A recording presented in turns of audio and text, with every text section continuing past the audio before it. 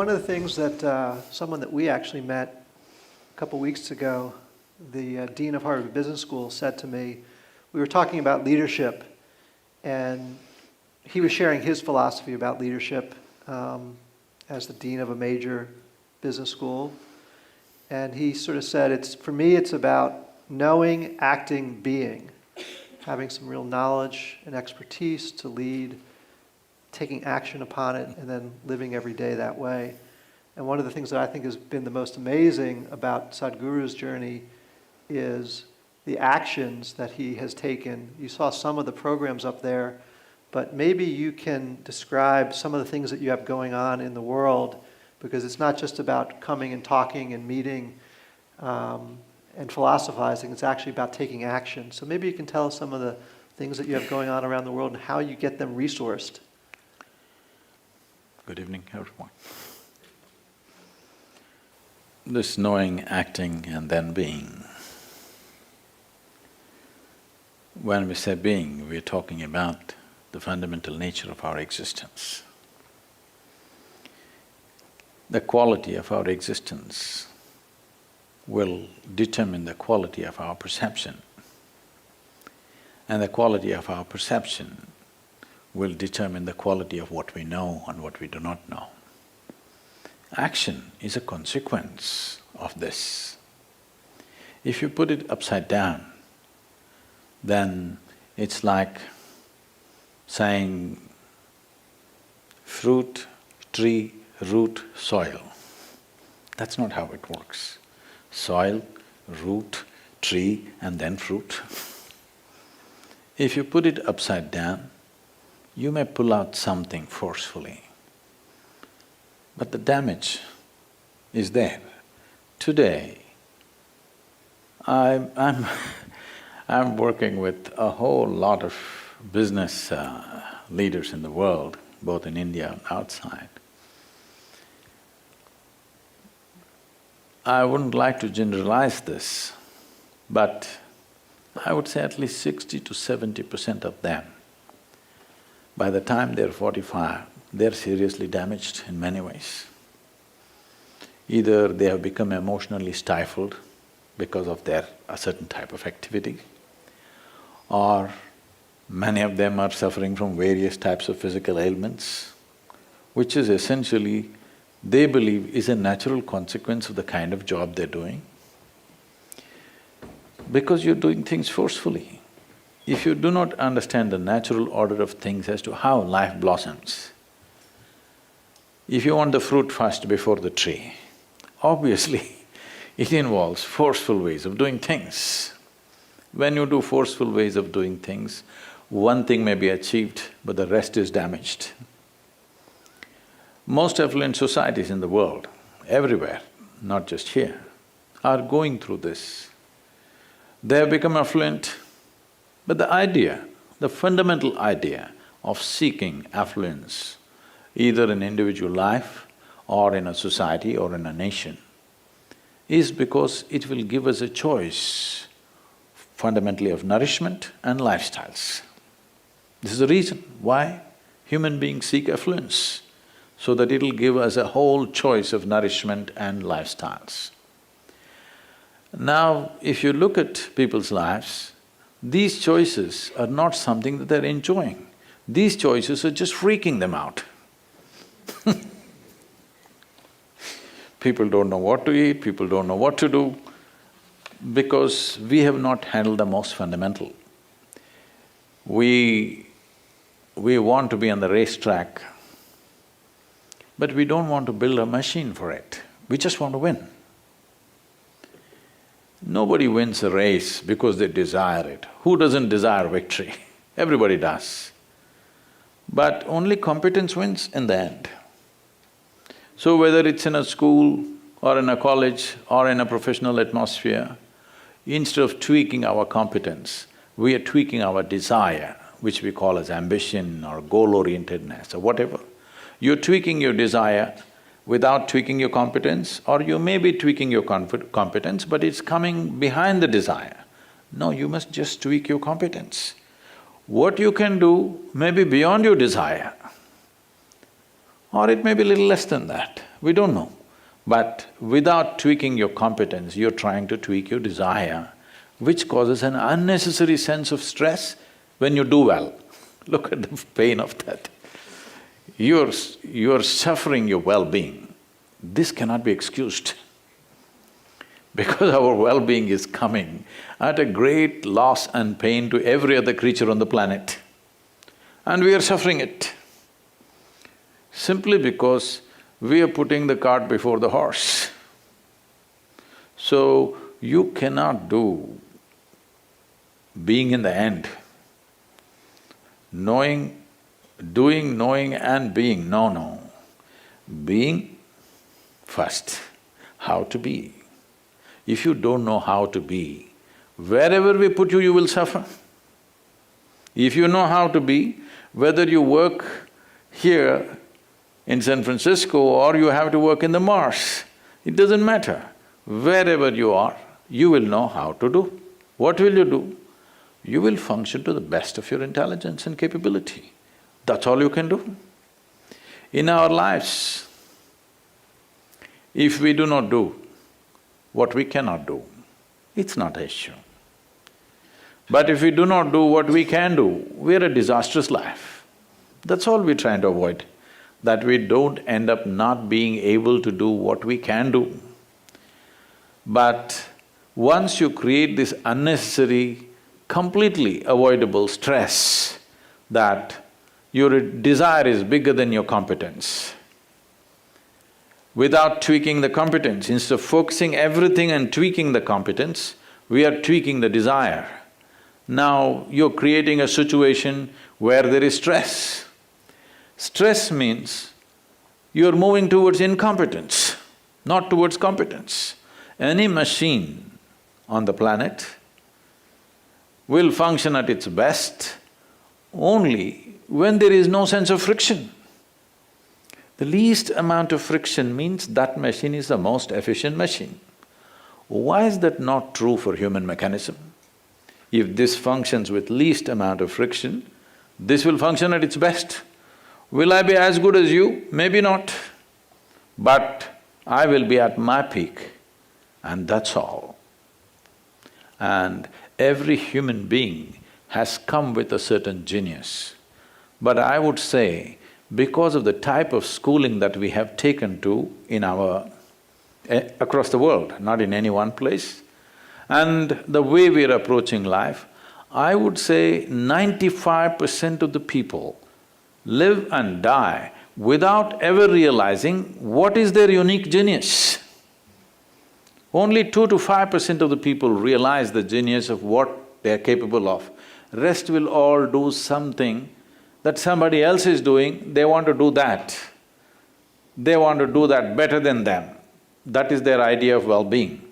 Because of this, a tremendous amount of human genius is simply lost. And that is the biggest crime on the planet, that human genius is stifled because everybody is trying to be in one basket and be on top of everybody else.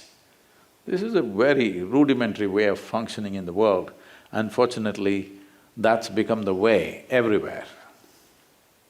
We're trying to do something, but that's in small scale.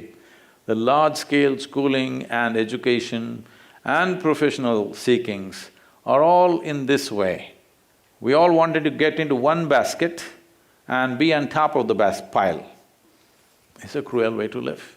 If you get there also, you will suffer. If you don't get there also, you will suffer.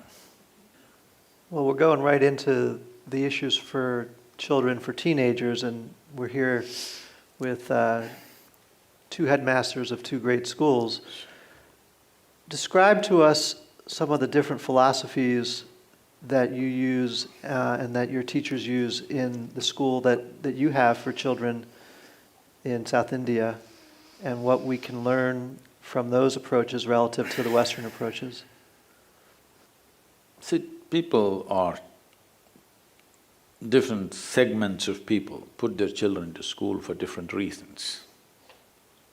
So I set up 3 different systems of schooling. One, I think, was there on this video, which is rural schooling. Here the issue is, these are impoverished societies. Children are trapped in a situation where unless they get education, which is English-based, and they have some technological capabilities, they can't get out of that pit. They will be in the same place for always, their entire life. So this is essentially job-oriented kind of education. This is in rural areas, in remote places. We run these schools and we also adopt government schools in the rural areas and see how to improve them. We have another school called Isha Home School. This is for the affluent children. This runs in a 120-acre property, very spread out, with 10,000 square miles of forest behind us. Because I think it's a crime to have children in rooms and rooms and rooms, and within that they're doing. One of the most important thing for the growth of a child is that there must be exposure to nature, to elements. Because without a healthful body, there is no healthy mind. It cannot happen. Your brain is body, yes? Brain is body, isn't it? We are always referring to it as if it's something different. What happens here will definitely happen here, how will it not happen? So this is a unique sort of school where 20 children will live in a household along with 2 dedicated people, and they grow up with them. Almost all the teaching happens in the house except for libraries, laboratories and playgrounds. Everything else is within the house, that's why it's called a home school, till they come to 7th standard. After that, they go to the high school within the premises. This school is run with a very close interaction with… we don't call them teachers, they're just volunteers who are there.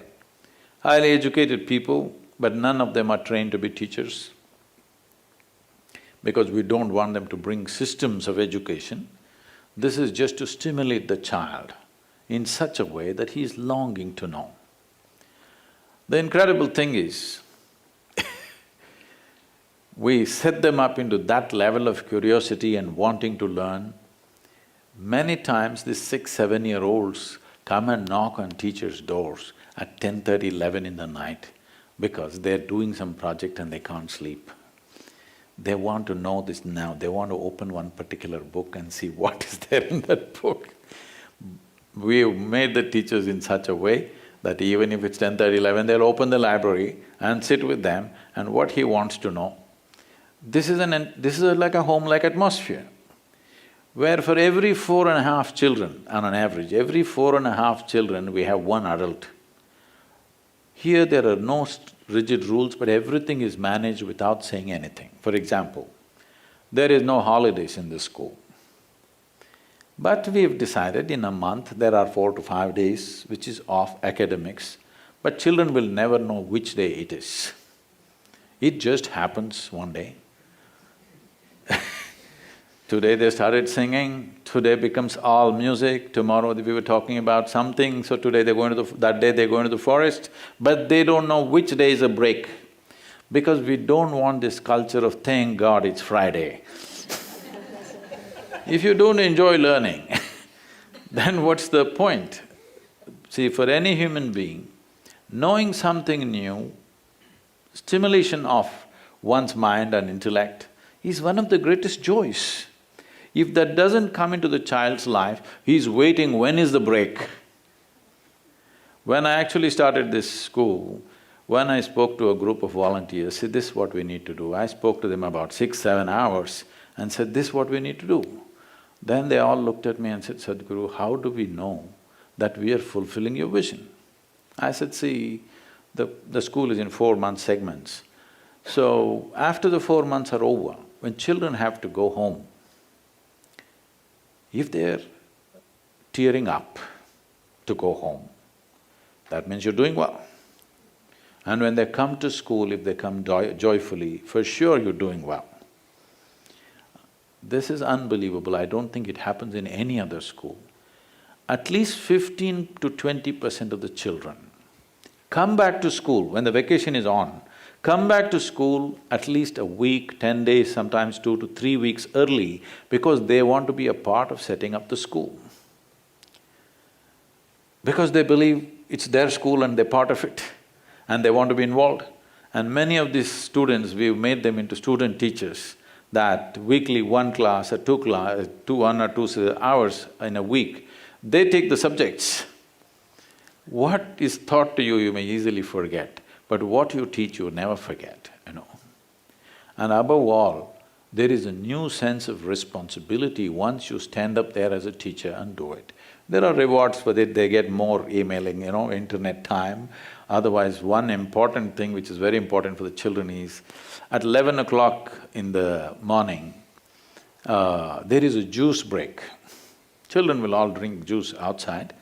Teachers will sit in the staff room and have juice and they have some discussions going at that time for about half an hour. These children who take the responsibility of teaching, they get into the staff room, sit with the teachers and drink juice, which is a very big thing for them. They are like staff, they get treated like adults, totally. So things like these incentives where there is an excitement about learning. And normally, what is 12 years, I made it 13 years. In India, it's 10 plus 2, that's a schooling system. I made it 10 plus 3 for the same this thing. Initially, people said, why should we spend 1 year extra? I said, it's up to you. Because we've invested so much in art, sport, theatre, many other extracurricular activities. The moment they come to 11th, 12th, generally in India, they get marks mad, they want to get marks because passing marks in India is 98. There are universities where children who got 100 out of 100, they don't get admission. It's just crazy. So I said, those who are marks mad can go elsewhere, but we want to consolidate all the talents that they've picked up, plus we're exposing them to leadership, management, various types of industry, and many other aspects of life which would not happen in school normally. So this school is run for the affluent children. This kind of schooling costs quite a lot. But the other type of school that we have is, here there is no academics of any kind. Here the focus is just on building human body and human brain to its fullest. We have methodologies, traditional methodologies through which we do. Here they learn yoga, Kalari. Kalari is the mother of all martial arts, which is an elaborate system of developing the body, a classical martial arts, classical Indian music, South Indian music, classical dance, Sanskrit language, where it has the widest range of sounds to be used. We use the sound in a very effective way to develop the neurological system in the child. A wide range of sounds. This is something that doesn't happen to English-speaking children. They must do other kinds of sounds because expressing or uttering the sounds does wonderful things to neurological system. You will see these children are so balanced, means they're super balanced. If they sit like this cross-legged, they can simply sit like this for 5–6 hours unmoving. You will rarely see children like that. So these children go through 12 years. Once they enter, 12 years is compulsory because they are not going through other forms of education.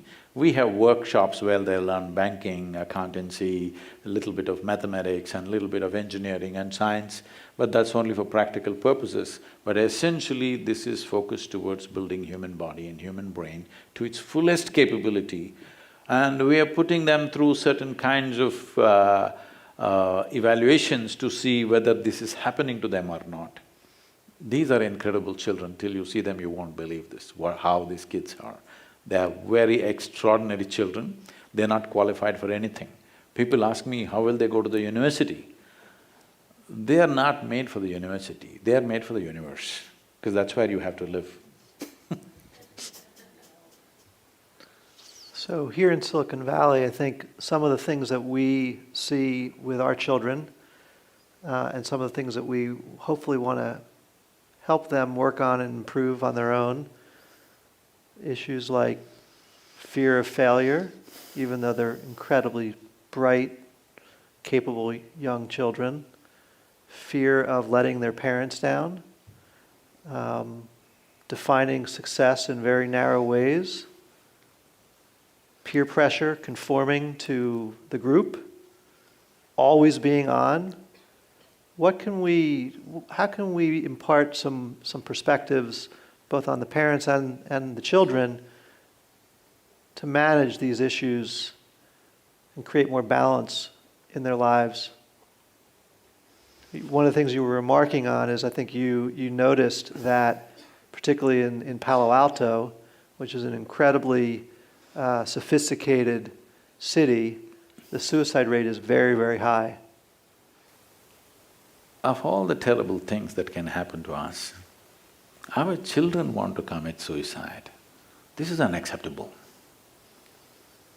It's the worst thing that can happen in any society. But this is not just an American phenomenon, it's happening everywhere. In India, 9,600 children committed suicide last year below 18 years of age. Out of this, about 800 children are below 12 years of age. Our children want to commit suicide. There can't be anything worse happening in society, isn't it? Obviously, we're doing something fundamentally wrong, because a child is a fresh life. A child is a manifestation of exuberance of life. But today you're seeing children are becoming like this. Because the fundamental reason for this is one thing you will see in our schools. Children are exuberant and joyful. This is most important for me.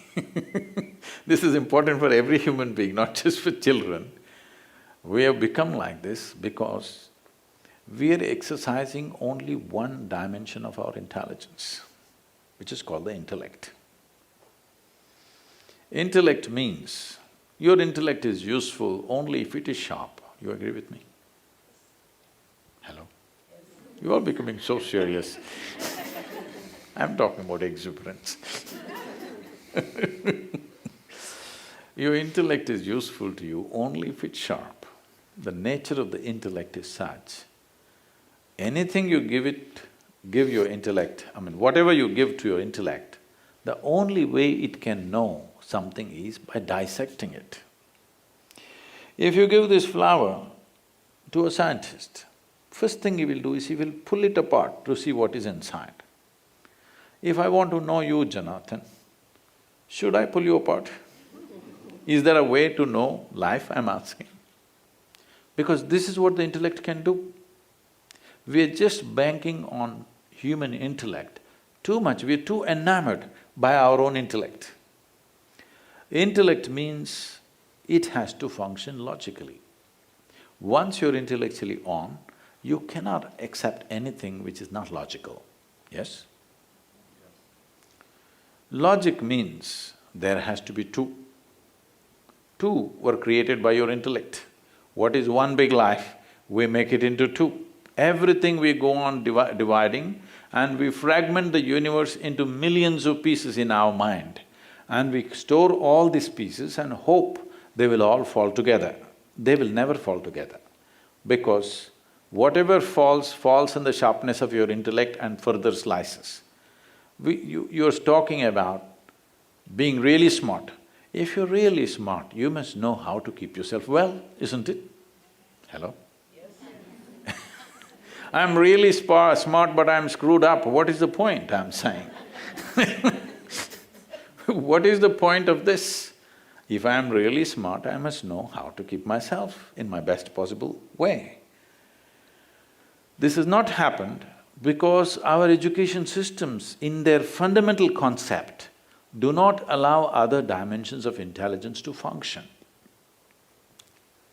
We recognize in the yogic sciences, when we say human mind, in yoga we say there are 16 parts to your mind.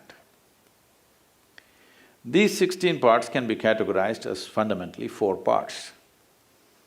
First is the intellect, which is called as the buddhi in the local languages. The next is called ahankara, the identity. Your intellect always functions around your identity. Whatever you're identified with, your intellect functions around that.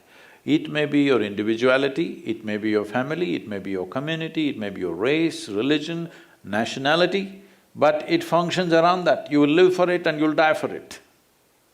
Whatever you identify with, that is what it will try to protect, because intellect is essentially a survival tool.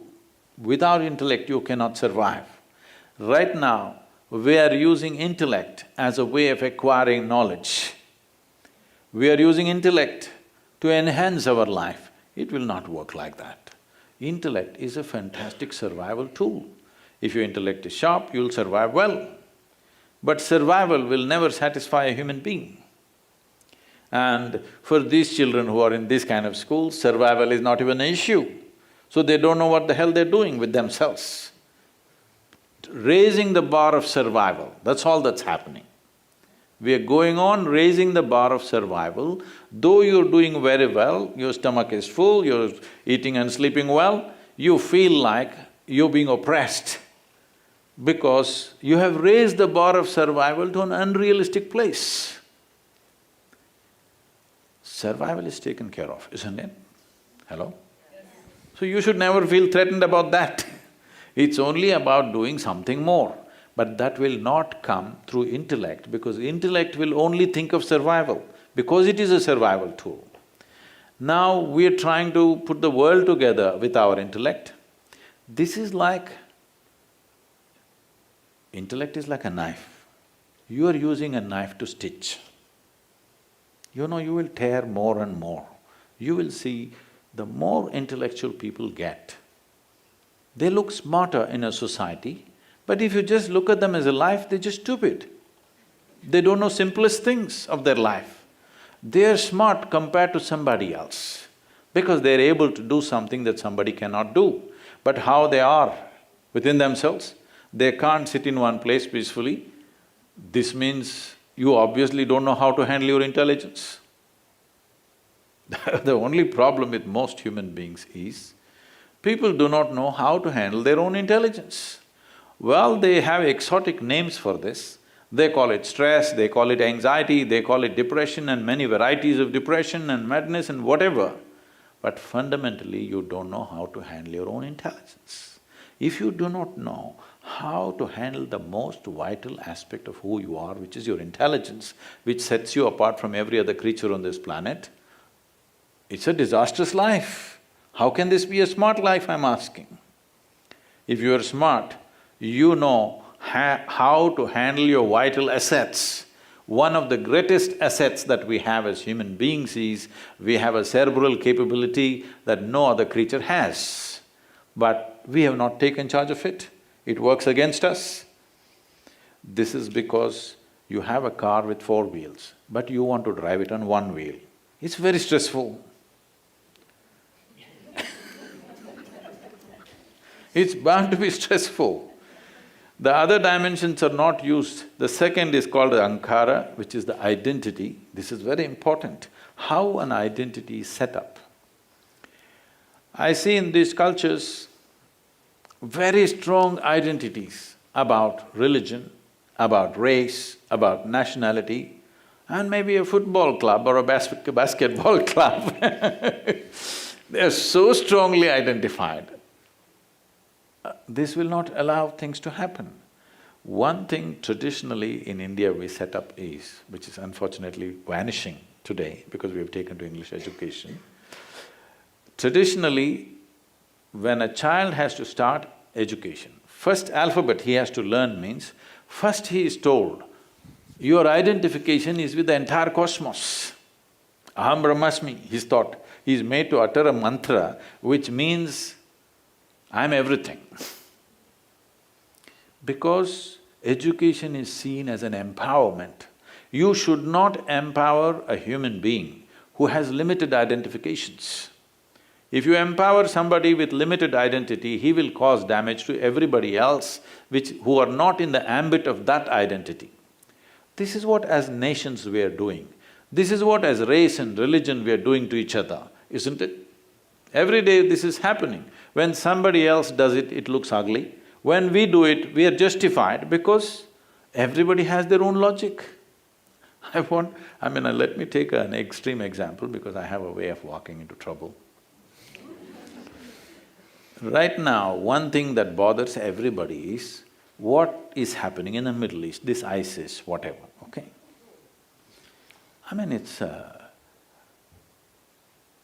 Most horrendous things are happening. But people who are perpetrating this believe they are doing the best thing. They're doing God's work. And they believe it 100%. They are not crooked people, believe me. They believe it 100%. Because a man who is willing to die for it, at least you must trust this, isn't it? Someone is willing to die for something means he must be genuine in what he carries within himself, isn't it? Yes or no? Yes. Life is precious for every human being. He is willing to die for it means he absolutely believes it. The only problem is limited identity. You have an identity of yours, others are not in that, so they must go. So like this, from a very early age, we are setting up identities which are narrow, based on various things. This is a very important requirement if intelligence has to simply expand without limits. It is very, very important. Children start with a limitless identity, that you're identified with everything in the universe. This is very important. Now, this identity, if you want to use an analogy, your intellect is like a knife. The identity is the hand that holds it. The hand that holds decides whether a knife will make life or take life, isn't it? Knife does not decide. In the hands of a surgeon, it may save a life. In an irresponsible hand, it takes a life. Knife is not doing this. It is the hand that holds what kind of identity have you taken on. Accordingly, your intellect becomes a fruitful thing for everybody around you, or it becomes a destructive process. Intellect is a useless instrument unless it's fed with some data. If there is no data, if you wipe out all your memory, suddenly you look like a dumb person, though you have a sharp intellect. Because intellect cannot function without data. So the third dimension of the mind is called as manas, which is a huge silo of memory. We identify 8 different forms of memory.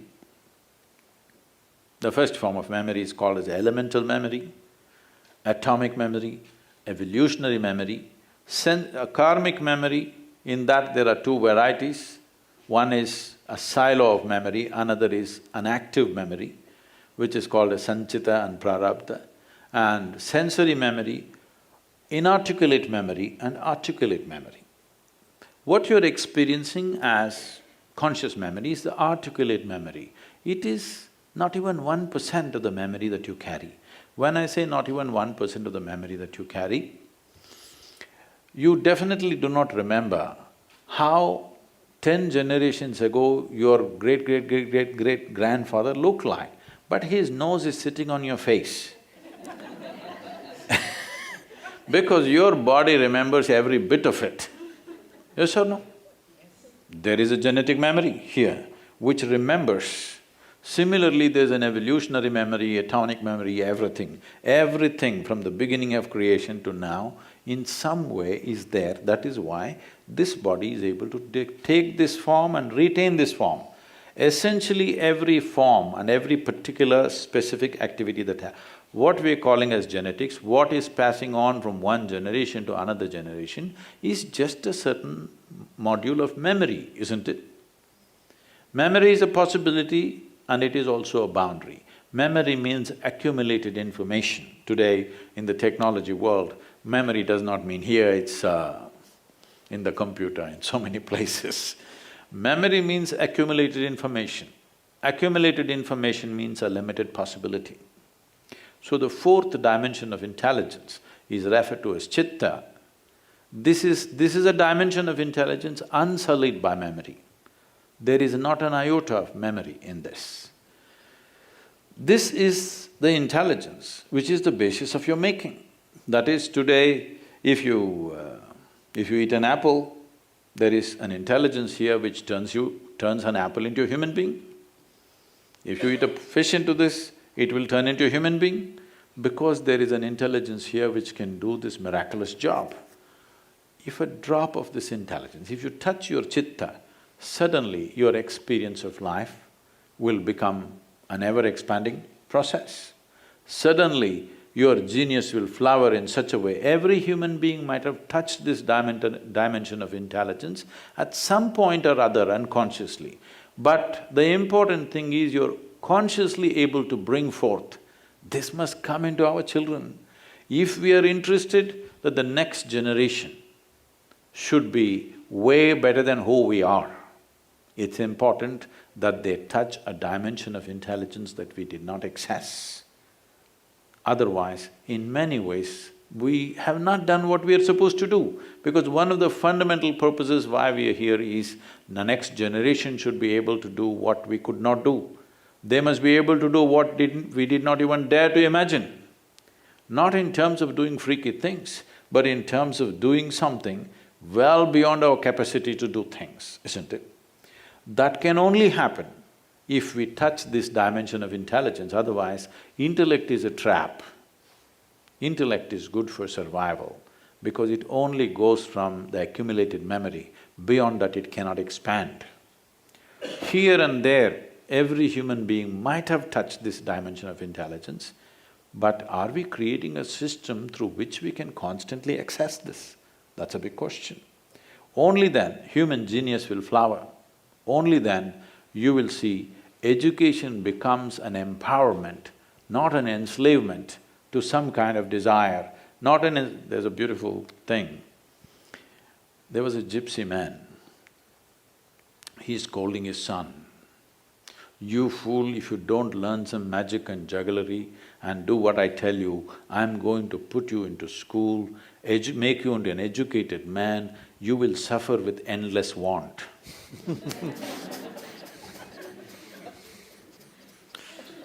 So as parents, how can we help? How can we help our teenage kids? I don't think you should try to help your children. You must help yourself, because children don't listen to what you say. Really? They don't. Jake, where are you? If they're listening, they become old when they're young. They should not listen, but they pay attention to who you are. If you do not transform your life, don't expect them to transform. They may get transformed by looking at somebody else, but not by looking at you. Unless you transform, it's very, very important. People think they can give sermons and change a child's life. That'll not happen, because they're paying attention to who you are. They're not listening to what you say. So if once a child comes into our lives, it's very important that we start straightening ourselves out. Very important. Because somebody is looking up to you. When somebody is looking up to you, once you have this privilege that somebody is looking up to you, you must conduct yourself in a certain way. This is something we must understand. No, I'm like this only, but I want to fix my child. It doesn't work like that. I must tell you something about this. I brought up my girl. From the age of 4.5 months, as an infant, she traveled with me alone in the car, okay? I'm a nomad. I'm driving all over the place in India. And she traveled with me. I just strapped her to the seat. I kept one hand here and simply drove across India. Every day I'm in a different home, people are wonderful to me, but you know, the child is always in different places. One problem with all the adults is, they're very interested in teaching. Everybody around wants to teach a child something that's not worked in their life. When I say it's not worked in their life, when they were 5-6 years of age, how exuberant and joyful they were. Unfortunately, whatever they learned has made them like this. That means it's not worked. See, with age, physical agility may go. Your Aliveness need not go, isn't it? Yes? Whether you're 30 or 40 or 50 or 80 or 100, your aliveness should not become less. If your aliveness is becoming less, it means you're committing suicide in installments. Maybe the next generation will want to go a little faster than you. Yes, because they're seeing… See, I want you to understand the child's eyes. He doesn't have the information that you have. Let us say, not even your teenage boys and girls, they may not even be looking at you. They have other interests. I'm saying 1, 2-year-old children, just out of infancy, they're looking at you. They grasp things that you don't imagine possible, believe me. They're grasping things about you that you have not imagined possible. Only thing is, they may not be storing this in their articulate memory, that they can actually know that this is what it is, but they know it by experience. They are seeing adults are committing suicide in installments. Slowly they're becoming less and less alive, as if they're practicing to go to their grave. Grave faces they're carrying everywhere. This must change. The best thing that you can do to your child is to create an exuberant, joyful, loving atmosphere. This is the soil that's needed for the child to grow, not your advice, not your everything. When my child was growing up, I told everybody around, nobody teaches her anything. As a rule, nobody should teach her ABC, 1, 2, 3, nothing. Just leave her alone. By the time she was 18 months old, she could speak 3 languages fluently, okay? And she grew up like this, then she went to school. I thought of not sending her to school, but I was too much of a nomad to carry her around as she grew up. I sent her to school. She was 13 years of age, she was disturbed about something that happened in the school. She came to me and then she said, "You're teaching everybody so many things, you're not telling me anything." I said, "Well, I am not given to teaching anything unsolicited. Okay, now you have come, let's see." I said, "This is all you have to know. No other teaching needed for you, this is all you need to know. Never look up to anybody. Never look down on anybody, that's all. There is no authority to look up to, there is nothing to look down upon. This is not simple, as simple as it sounds, because the moment you think this is great, you look up to it. The moment you think, this is nothing, you look down on it. No, you don't make the judgment, you simply look at everything just the way it is. If you see everything just the way it is, believe me, your children will navigate their life extremely well, because they're seeing everything just the way it is. But now everything is exaggerated, something is high, something is low, something is God, something is devil, something is that, something is this. No, just look at everything just the way it is. Effortlessly they will navigate, everybody has the intelligence to do this. Let's open it up to questions. Let's create a dialogue here. Questions? With your comment about ISIS, how do you combat it? But time has come in the world, more human beings on this planet are beginning to think for themselves than ever before. We just have to push that further, that everybody thinks for himself. Not your scripture, not your guru, not your priest, not your pandit, you think for yourself. Once you think for yourself, questions will arise. Believe me, if you ask 3 intelligent questions, 90% of the scriptures on the planet will collapse. It is so. You may not dare to ask, maybe many of you, but your children will ask questions, you cannot stop them. They are going to ask questions which will bring heavens down. Heavens will collapse. The increase that you're seeing in consumption of alcohol, other kinds of hallucinogenic drugs and many other things across the world is simply because in their minds heavens are collapsing, do you understand? This idea of going to heaven and all wonderful things are waiting there for you are collapsing in their mind. Here, right here, they want to do things, so they're going for chemicals. So why are we not looking? What is it that causes human experience? Does human experience happen from within us or from outside of us? Sir? From within us or outside of us? Joy and misery happens within us, isn't it? Everything, whether pleasant experience, unpleasant experience, can only be generated from within us. Why is it what is coming from within us is not happening the way you want it? What is coming from within you must happen the way you want it. This is because we have been given a most sophisticated machinery on the planet, which is the human mechanism.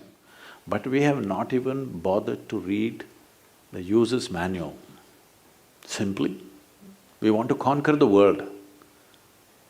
The most important thing is, one should know how to handle this, isn't it? Your thought, your emotion, your body must be happening the way you want it, isn't it?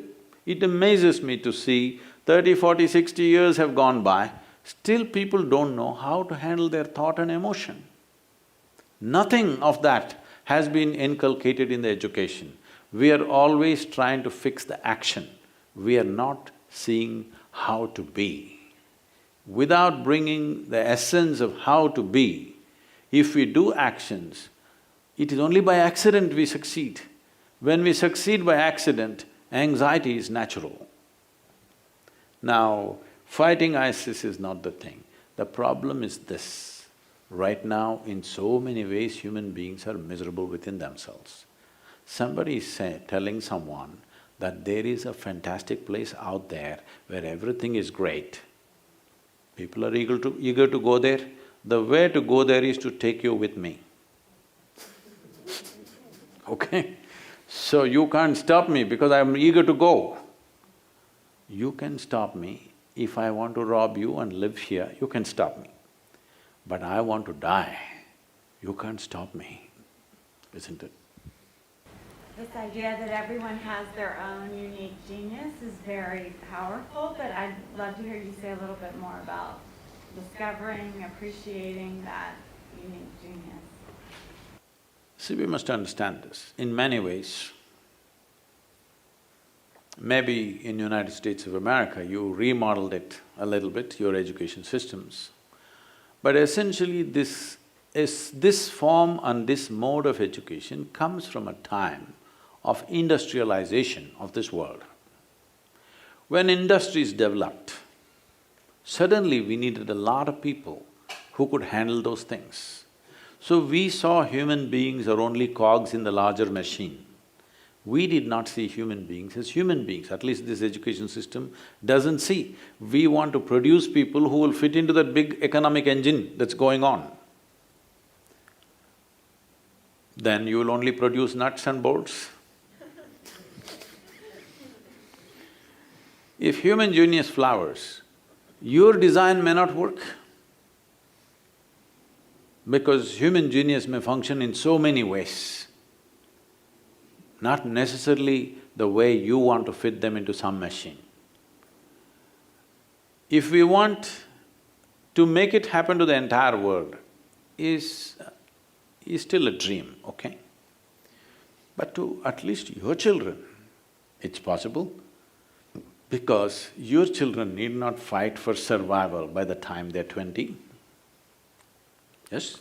That is the point of you striving to bring yourself to a certain level of economic well-being, is to see that your children have a passage through this life in such a way they can do what really matters, not just doing some rubbish for survival, isn't it? When survival is in question, we will have to do whatever comes our way. When survival is not in question, we can do what we really want to do. That's what must happen.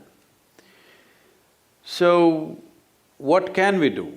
One important thing that we can do is, there is substantial scientific and medical evidence to show you that if you can remain in a pleasant state of experience, let's say for 24 hours, without a moment of irritation, agitation, anxiety, anger, nothing, simply blissful for 24 hours, they say your intelligence or your ability to exercise your intelligence can go up 100% in a day.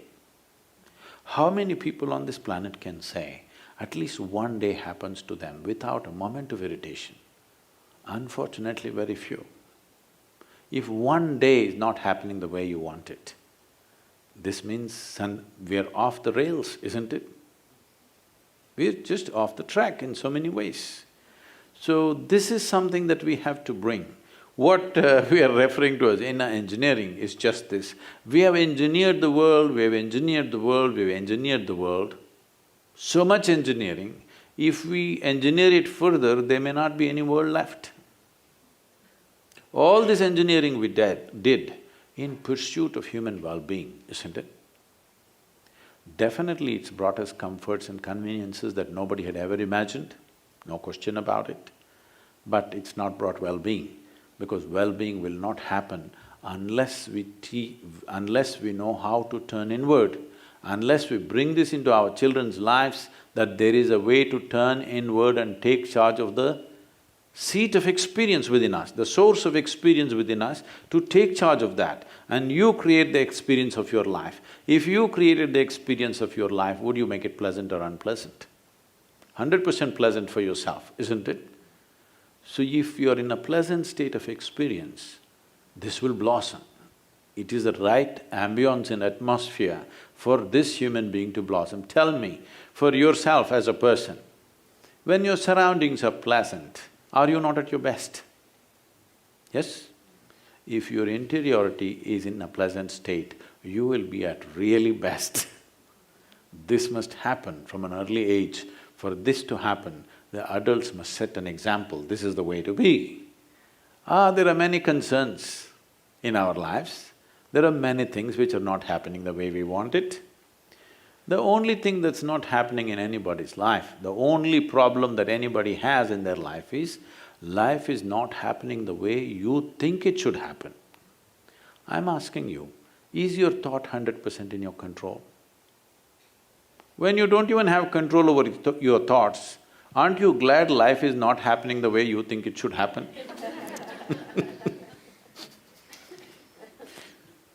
It's very, very important we take charge of the basis of our experience. This must come into the society as a whole. If it doesn't come into the society right now, at least it must come into your family, it's very important. Once you take this responsibility, this tremendous responsibility of generating another life, fresh life, you must fix yourself. Yes? It's a great privilege and a responsibility that we have produced a new life, then we must know how to be, because this is the soil in which they're growing. Sir? Yeah, I'd like to make a comment. My son attends the school, and the very first time he came back from the school, and he was at a tennis shop, and the tennis guy was fixing his racket and asked him what school he was at. He told me he attended Menlo School, and he said, "Well, how do you like your school?" And he said, "I love Menlo." And I never heard him say that he loved a school before. And this was in the early going of his tenure here as a sixth grader. And I just would like to piggyback on your goal for an exuberant educational experience. And I would hope that as a primary goal, we would take away from this session that children can love school, they can love school. And if we work together to provide an environment that tickles them in all the different ways, including academic challenge, they can love school. And I would like to ask you, in our traditional Western educational system, maybe born from the industrial age, what practical changes have you seen instituted in your typical Western school or American school, because my experience is limited? what practical changes have you seen instituted to try and create a different environment, an environment that is not in the dark ages, it is forward-looking? I wouldn't say industrial age was a dark age. They were also thinking they are being very forward-looking, producing a kind of an assembly line. So right now, the schooling systems we have across the world are actually assembly lines. First standard means this many nuts and bolts are fixed, second standard means this many are fixed, third standard means this many are fixed. We, to some extent, we have done this, that age groups are mixed. Up to 3 years of bandwidth, they're together, which makes a lot of difference. This used to happen at homes when there were 5, 6 siblings. There was an entire learning process happening, which is not, can't be quantified like this, but just being with your brothers and sisters of different age groups, it did a wonderful thing for the child coming up. But that's missing now, you already grouped up in your own way. It is every class is a nation by itself. You must see the level of barriers that come up in this. This is one aspect. Another aspect of this is to break this sense of being like an assembly line. It's important that one thing is parents are cultured, continuously cultured, because they initially agree, slowly they get anxious, their neighbor's child knows some math that my child doesn't know. These things keep coming back to us. Oh, that child knows this, my child and my friend's child are in the same class in your school, but that child knows this, my child doesn't know this, how did this happen? Your child was in theatre, your child was in an art class, that child was in a math class. Okay but it doesn't matter, that child knows something that my child doesn't know. He got some nuts on that my child didn't get on. This unnecessary anxiety is there in parents, as if they don't know one lesson, life is gone. There is no such thing. So one thing is to cultivate the parents to a different level of maturity, that the child is not some kind of a machine that can be fixed up and all of them will go at the same speed. They're living beings. Everybody does their own things in different ways. Creating an atmosphere like that in a school is difficult because there are certain prescriptions that maybe the law has fixed, maybe whatever the systems that you're following has fixed, you have to fulfill those things also. There is no perfect way of bringing up a child. Let me tell you that, there is no perfect way. It is just that if we have the necessary love and commitment in our hearts, there are many things we can wait out. Look for appropriate moments and make those impacts on the child. There may be one child who gets really on at the age of 9, but another may wait to be 15 before they're on, it's perfectly fine. A rose bush flowers at 6 months, an oak tree flowers at 12 years. You want the oak tree also to flower in 6 months, then there's going to be destruction. You'll have only one kind of plant in the garden, you won't have many varieties. The world is beautiful because all of us are differently capable in so many different ways. And to nurture that in a school is not easy. Teachers' work becomes supremely difficult. So they have to create a very organic situation where there is a certain level of involvement and transaction between teachers and students. There is a trust between them that, it is the way, the atmosphere which allows this flexibility. If we don't create the atmosphere and ambience for that, there will be no flexibility. If we are raising children, if it's a job, it'll not work.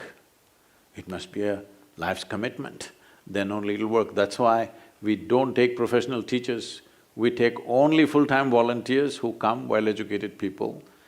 But this is possible in a certain atmosphere, this is not possible as a large scale, across the world or across the country as a possibility. So one thing we can do is bring some simple practices where a child learns to turn inward. The parents must go through it too, otherwise it'll not work. If the parents are not doing it, there is no way a child will do it. In a fun way, if you bring dimensions through which they can access other aspects of their life, other than intellectually looking and slicing the world into pieces, things would change. It is not the perfect way to do it, but there is really no perfect way to do it. There is no perfect parent anywhere on the planet. What about my mom? That Close. happens after you have grown up, you say that. When you were growing up, you had 1,000 things about her. You had a question, ma'am? Yes, thank you. I appreciate being here. I have a couple things. You just spoke of little fun things to teach your children. Fun ways that they can go inside. A couple years ago, I took a yoga teacher training, and I loved the meditation part of it. And so for 2 years, I've been, getting up early, meditating, doing breath work, and it's been amazing. My mind is still very noisy when I'm meditating, which is sometimes very frustrating because I think, oh, I've been doing it for a couple years, but I've also, well, anyway, I don't want to go that direction, but I've been trying to bring this practice, the breathing practice, meditation practice, to my children. And at times it had been quite disastrous. Well, not disastrous, but it turns into giggles, or it turns into, oh, Mom. You hear me also laughing.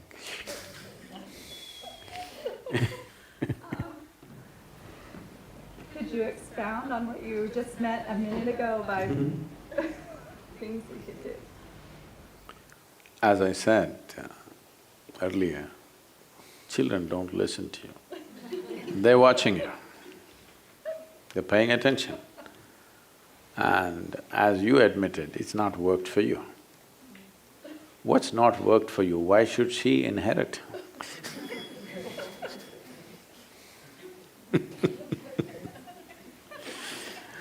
If it works for you, you don't have to say a word about it. You don't have to say a word if you truly become meditative. First of all, let's understand this. This for you, not for the girl. Meditation is not an act that you get up in the morning and do. Meditation is a certain quality. You can become meditation, but you can't do meditation. If you cultivate your body, if you cultivate your mind, your emotion, your energy to a certain level of maturity, the fragrance of meditation is around you. If the fragrance of meditation is around you, wherever you go, your girl will follow. She'll have no choice. But now you're doing meditation, which is bad enough, but now you're talking meditation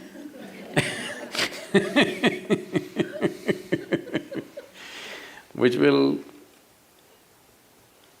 put up resistance. And the more you insist, the further away from meditation she will go. And many parents who insisted on certain things very strongly, those children will avoid those things their entire life. Let it not happen that way, because every human being should know the fragrance of being meditative. This does not mean everybody has to sit with their eyes closed, not necessary, because it's a quality. This quality, if it is there with you, then life is beautiful. Everybody must know this. But does it mean to say everybody has to sit down like this or twist themselves or turn themselves in the form of yoga? Not necessary. So cultivating the body, it's just like growing flowers in your garden. You want flowers in your garden, you don't have to think flowers or talk flowers. You just have to think soil, manure, water, sunlight, which look like nothing like flowers. But if you take care of those things, flowers will happen as a consequence. So meditativeness is a consequence. This is the whole problem with a goal-oriented society. You want the fruit, not interested in the tree. Now our children are growing up thinking fruits come from a supermarket. Many have forgotten the fruits come from trees. They think it comes from the marketplace. Because we have become goal-oriented. In yoga, we say like this, if you become goal-oriented, this means your one eye is on the goal. If your one eye is on the goal, you have only one eye to find your way, it's very inefficient. If you use both your eyes to find your way, depending upon how much strength you have, that far you will go. This has to shift. This is why I'm saying we're tweaking the desire. What should be at the end of my life, we're already desiring. But all our desires are an exaggeration of what we already know. There is nothing new in our desires, isn't it so? Only things that we already know here are exaggerated there, isn't it? Because the very nature of desire is such, it is only an exaggeration of what you already know. That means nothing new is possible by desiring. But if you enhance your competence, we don't know what they will do tomorrow. Neither they should know nor we should know what they will do tomorrow. But if you enhance your competence, something will happen which we have not imagined possible. Yes, sir. So, having been working in the medical research for almost 2 decades, we have made a lot of progress in disease, understanding and treatment. But we still have a long way to go, such as cancer. So I want to understand from your perspective, spiritually, what causes the human disease and how do we prevent that? There are two kinds of ailments or diseases that happen to human beings. One are infectious, another are chronic. Infectious diseases are an invasion by another organism upon us. So if invasion happens, what to do? You got to fight it. Normally, we are taking to chemical warfare. We call this pharmaceuticals. But it's actually chemical warfare on the invaders who have entered our body, isn't it? That's fine. In many ways, we have contained infectious diseases in a phenomenal way in the last 50, 60 or 100 years' time. All those terrible epidemics that used to happen are gone, where millions of people used to die at once, you know. A plague or a malaria or a cholera that came would take millions at once. We have contained them largely, which is one basic ingredient for the rise in population is we have contained epidemics big time. So that is infectious diseases, that is something a doctor must handle. That's the way it is. The rest are all self-help. That is, you generate the disease within yourself. The word dis-ease means dis-ease, something is not at ease within you. If you create a mind which is not at ease, if you create emotions which are not at ease, above all, if you create fundamental energies within you which are not at ease, dis-ease is a natural consequence. There is some friction somewhere in the system. It is not simply happening effortlessly. When I'm saying effortlessly, because the best way is to put it upon myself. See, on an average for almost 25 to 30 years, on an average, I've slept 2.5 to 3 hours per day. These days I'm getting a little lazy and sleeping a little more, maybe 4.5 hours. And I'm active 20 hours a day, 7 days of the week. I don't know the meaning of a vacation because I'm just on all the time. But will I die of stress? No. Maybe sometimes I may die of exhaustion, but not of stress for sure. If right now I've had my meal and come and I'm speaking, my pulse rate is going somewhere around 58, 60. But if I sit quietly with an empty stomach, it'll drop below 40. This means this is going at total ease. In this, there will be no disease. Disease is happening because in some way we are causing friction to this. So there are many ways to approach it. There is a way of taking charge of the fundamental elements in the body. There is a way of geometrically aligning the system in such a way that there is no friction in the system, or you can set a chemistry of pleasantness within you. Today, that you're saying you're involved in medical research, you know modern medicine handles everything as chemistry, isn't it? Health and illness, both are have a certain chemical basis to it. Joy and misery have a chemical basis to it. Peace and turmoil have certain chemical basis to it. Every human experience has a certain chemical basis to it. Now, as there is a science and technology to fix the outside the way we want it, there is an entire science and technology as to how to fix your interiority. These subjective sciences have been completely neglected. It was there are many things coming to me like this, but recently, this the various medical research that is happening, what we've always known for thousands of years, $1 billion research is done and now somebody comes to it. This is because we are not paying attention to life.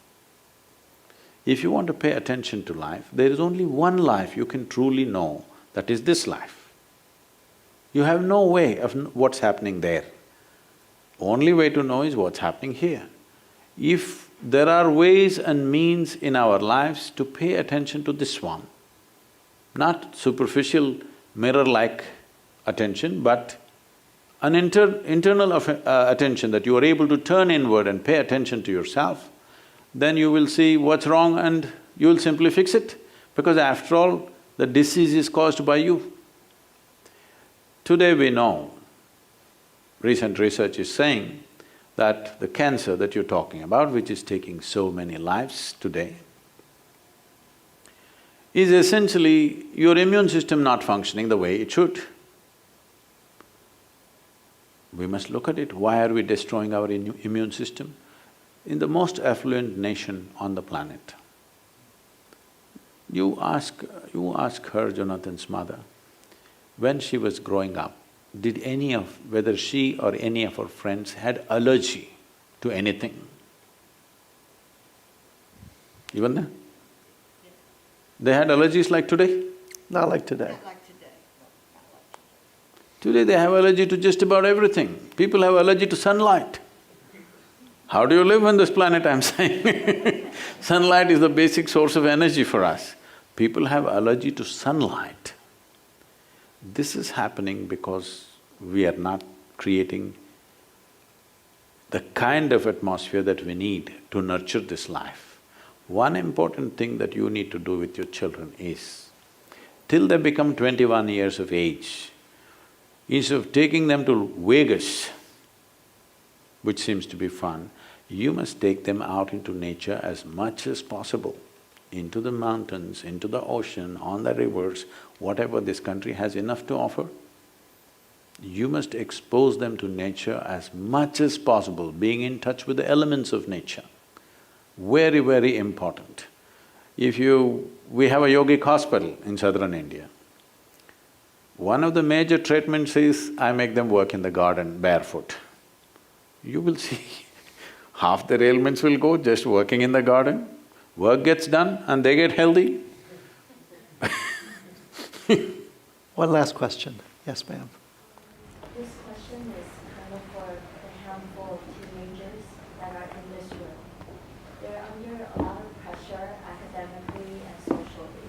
So I was wondering if you could speak just to them and, talk to them. And without leaving us alone, because it takes so long for me to work on myself. If we could just work on them. And maybe this will be maybe a good wrap-up question. I want to take that question and blend it, which is, I think, let's assume all of us are, at some point between the time of today and the time we're 60, 70, 80, 90, we will make our journey in the way that you described. For the children, I think the thing that is most difficult for them is how to reconcile and how to balance all the things that you mentioned with their day-to-day need to, their desire and their feeling that they still need to compete to move to the next place.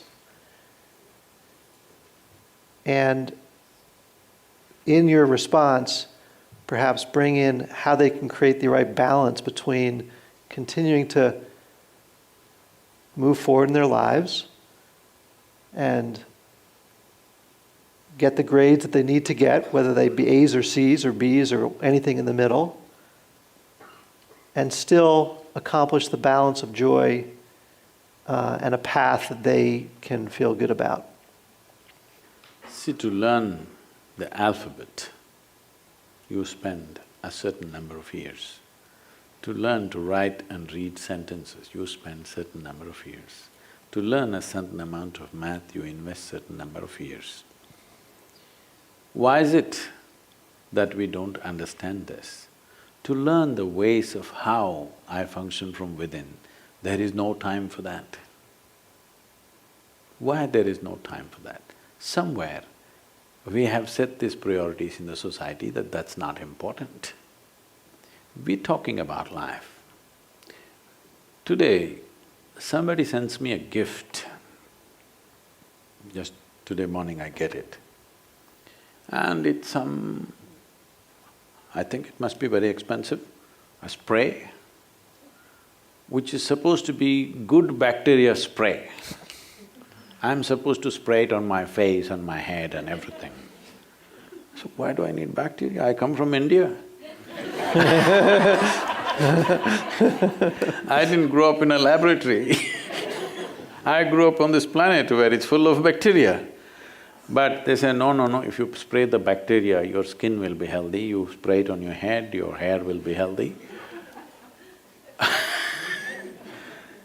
I was just reading the literature. It's amazing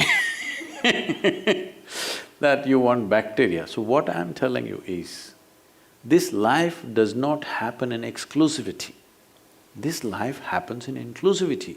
This is what has caused this ecological disaster on the planet, because we thought we could eliminate everything and we will live well. It doesn't work like that. It needs an ecosystem. So the same goes for your child, it needs an ecosystem.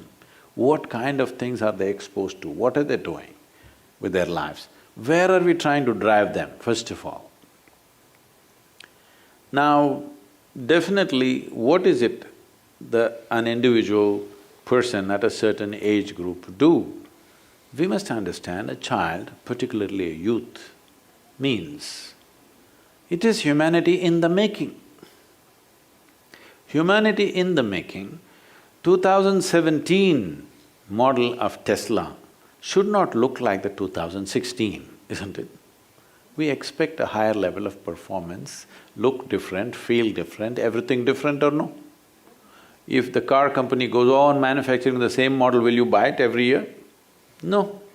Similarly, the next generation should not think, feel, act like how you are. That should not be the expectation.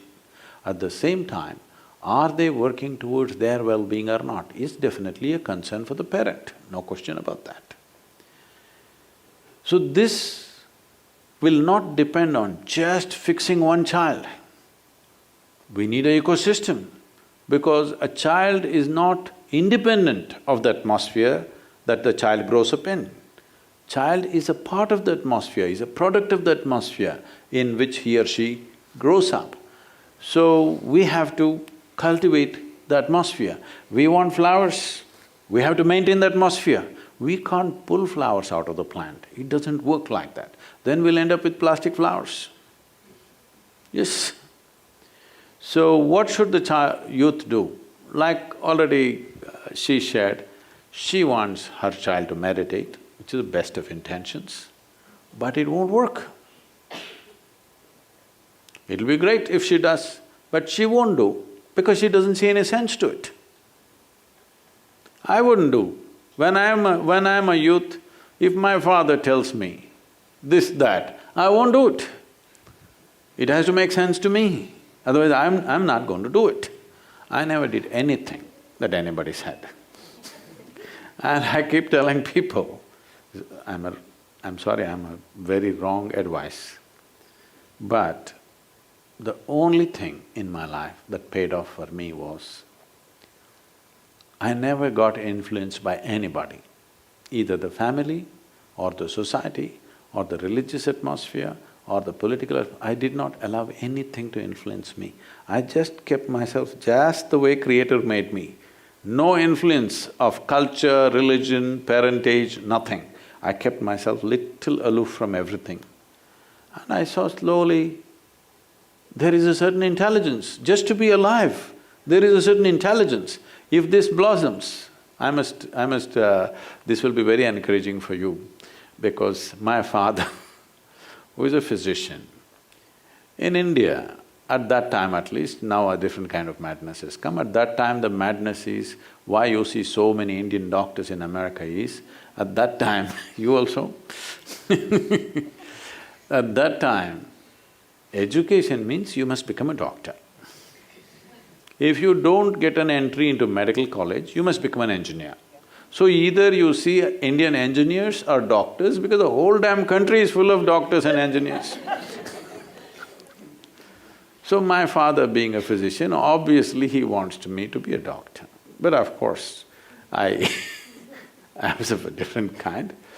So about 6-7 years ago, a bunch of doctors from America, about 50 of them traveling in India, without telling me, if they told me, I would have tell them not to go.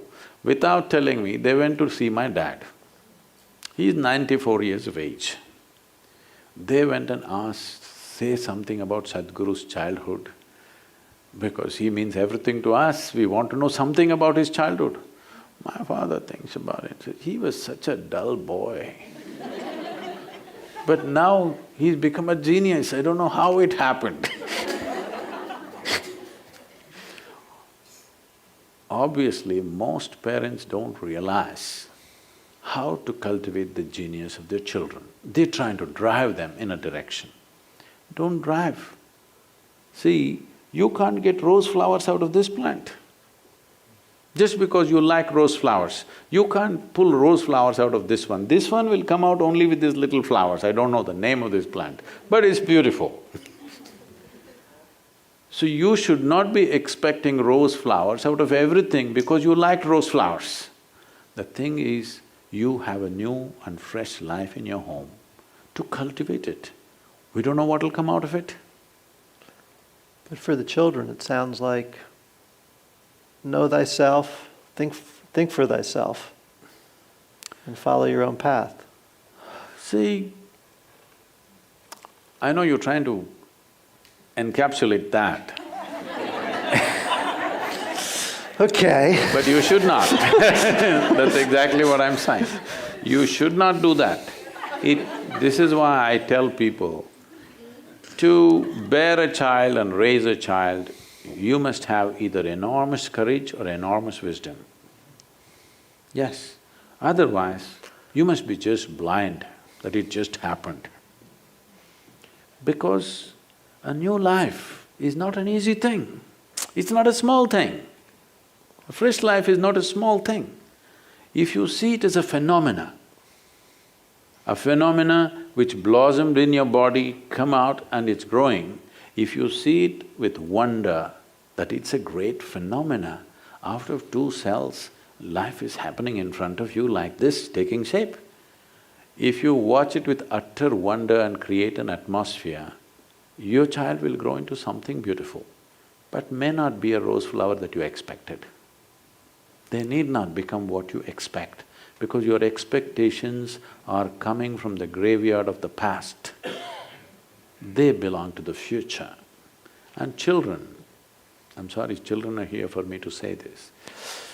Children don't belong to you, they don't come from you, they only come through you.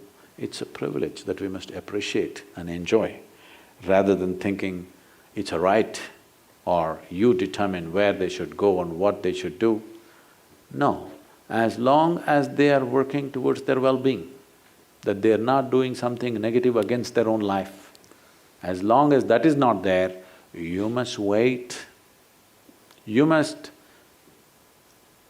be for the entire… till the child becomes 21, you must feel like you're still pregnant. Just wait. When the child was inside, you did nothing, right? Just nourished yourself well and waited, just like that. Provide the atmosphere and wait. So our hope tonight was just to expose you to some of the things that we talked about.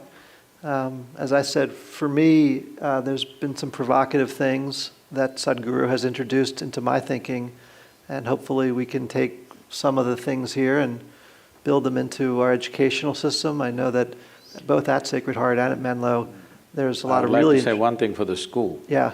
Within the school, something should be brought in, which is about the inner nature of the child. Please do this. I'm telling you, it'll pay off in a big way. It cannot be done compulsorily, but they must be cultivated towards that every child spends a certain amount of time turning inward, because this will pay off in a huge way in development of the child, in the development of their intelligence, and even their academics, I'm telling you.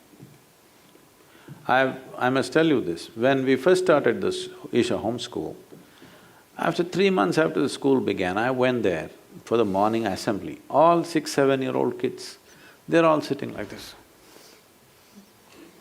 I said, why are they like broken tops? What's happened to them? And I just started a simple thing right there. 12 minutes, just uttering certain sounds, 7 notes of the musical system, just uttering them with a certain balance. Believe me, within a month's time, they're all sitting like this, straight and proper. Just uttering sounds for 12 minutes. Like this, we can, if you want, we can work with you and create a system that invests about 20 to 30 minutes a day for the inner well-being of the child. This will pay off in a big way on all levels of the child's development. Thanks everyone for your time tonight.